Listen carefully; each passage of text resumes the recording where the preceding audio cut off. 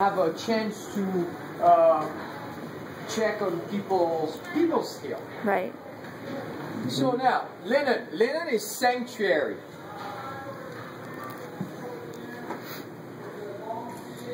Costs me money, doesn't bring any money in. Yeah? This cost about $250 because I'm renting it. It's about $250 that size. Yes? Do most restaurants rent their? It depends. Depends. I've worked in places where we basically own our linen and maintain it on property. But I also worked at restaurants where we had nothing on property and everything was rented. So now I have one out, it's okay, here, and then here, I'm going to grab it and it's going to fly underneath like this. Oh, nice. There we go. So now, the grid. You see the grid here? That crease gives me the grid of the table. This here, the fall line, tells me where the chair should be. The chair should be at the fall line. That means you go ahead, Kathy, please sit down. Right now you don't need to move the chair. That's perfect, yes? You just perfect, yeah, it's great. So that enables me to place the chair at the fall line so the guest can be sitting down without me attending to it. Though I should, but if I don't, still the guest is welcome. It's welcoming. If I have the chair like this, what does it tell the guest? Yeah, don't sit down. We don't want you. Now, also, what I have is this.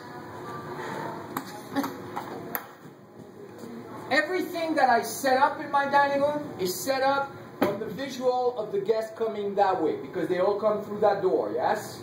So that crease is going to be over there. Nothing is going to be facing, cutting the visual of the guest.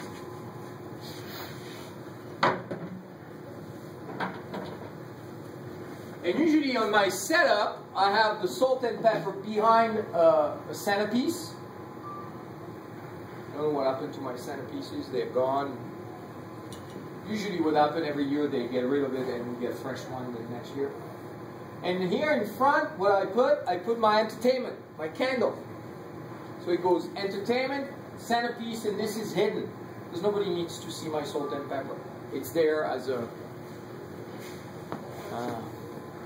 condiment, but not as a entertainment. Exactly. So I have what the French call my carcass, yes, my bone structure. Obviously, before I did that, I should have made sure that the table was at the right spot within the frame, yes. First, you do all your tables within the frame, but here it's all over the place and I'm not going to bother. All the tables, and then when you put your linen, that puts the chair in place. And from there, I can start setting up.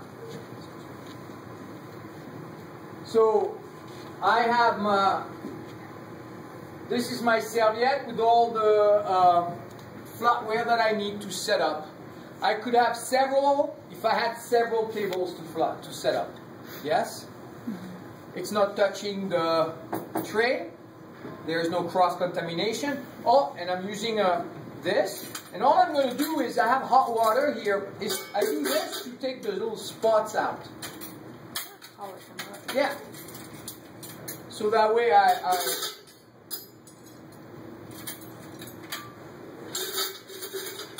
don't think I've ever eaten anywhere where they did that. Maybe you don't know. Maybe they were doing it.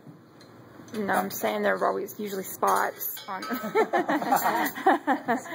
So at this point here, and look at what I'm doing is that I'm not touching the flatware. It's always in my hand, yes? And I'm putting it where it belongs. Do me a favor. What's your name again? Craig. Craig. Go into that storage facility. There's a crystal stand-up metal box. Open it. Inside there's a crystal plate. Bring me one. Just one? One, yeah. A show plate, like, yes? Oh, yeah. I'm going to show you with a show plate. Some restaurants work with show plates, yes? And if I had a show plate, I would put it first. Because the show plate will give me the place of the flatware. Does that make sense? Is that charger? Is that what you're Yeah, talking about? charger, show plate, all the same thing. Okay. Large. Craig, large, the big boys. Oh, one. platter? Yeah, one. They're in there. Huh? I'm sorry? I said, I think now he thinks you want a platter. No, a full-size plate. Yeah, a 12-inch. Yeah, when we talk to each other in this place, we use inches. I want a 6-inch, I want an 8-inch, a 10-inch, 9-inch, 12-inch. If I was 12-inch. He's in there going, there's no platters in here. I don't know what he means. So that's a 12-inch size plate, and that could be your charger slash show plate slash what will be another term? What should we be teaching them? Doesn't matter what term? No, it doesn't. Okay. A show plate is a plate that is only used for show. Right. A charger, I use it for show, but I might drop something on top of it and then remove both. Let me give you an example. Banquet function, I have a charger. It's a wedding. Right. That charger is going to stand at the table until we're with the entree. By the time the entree comes, the charger and whatever course was there is gone. Then you bring your entree. Okay. That's why it's called a charger, because you're charging it of different plates. Ah. You keep it on the table, that means you're going to remove the plates you put on top, but you'll clear it until the entree comes in, because you don't want the charger with the entree. Why? Is that just tradition? That is one of the things you could do. Okay. As of a show plate in a high-end fine dining is always removed before food comes in, because it's just for show.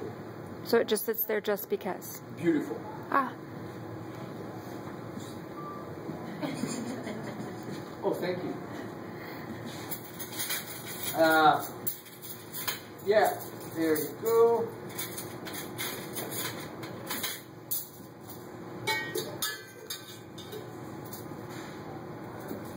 And so that depending on the restaurant, less and less restaurants use show plates. Less and less. We had at the Adams Mark, we had hand-painted ballerinas, gold ballerinas on the show plate that were a duplicate of the 50-foot ballerinas that we had outside the hotel. It was big sculpture, and so they duplicated that for the restaurant. One plate costs $50. Wow. At the Brown Palace Hotel, we had antique china. One plate was priceless. That means you could not replace it, and they didn't even go to the dishwasher. Those plates were only handled in the front of the house and were washed with white vinegar and water. Wow. Yeah, but then, you know, it's all about cost, it's all about steps, how much do you want to do, how much do you want to spend, what is the style of restaurant you're looking for. It's just one of those. What would happen if one of your employees broke one of those priceless plates? They don't. Accidents happen. No, they count it every day. Really? Yes. Yeah, because you have to set up the room with them. Yeah. Once missing, you know it. And at the end of the day, they know what to do, they know what not to do. That's why they work for me. You can break a glass, I don't care. You break that plate, your schedule is about to change. Yeah, that's the only way people understand. You come in and your schedule has changed for the next 2 weeks. You're no longer working the good shifts. I didn't make you pay for it, I just hurt your pocketbook. Does that make sense?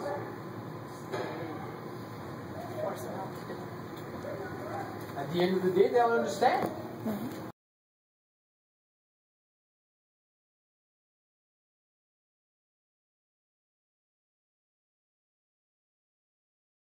I don't have to fire you. You're gonna quit. You do your job, you're professional, you show up on time, you're not drunk. You got a good schedule.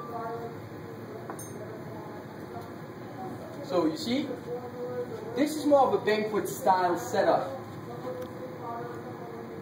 That makes sense? Because I do appetizer, I do entrees, and I do desserts.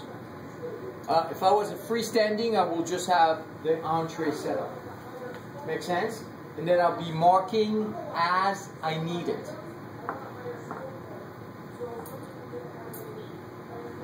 Pretty simple, pretty easy.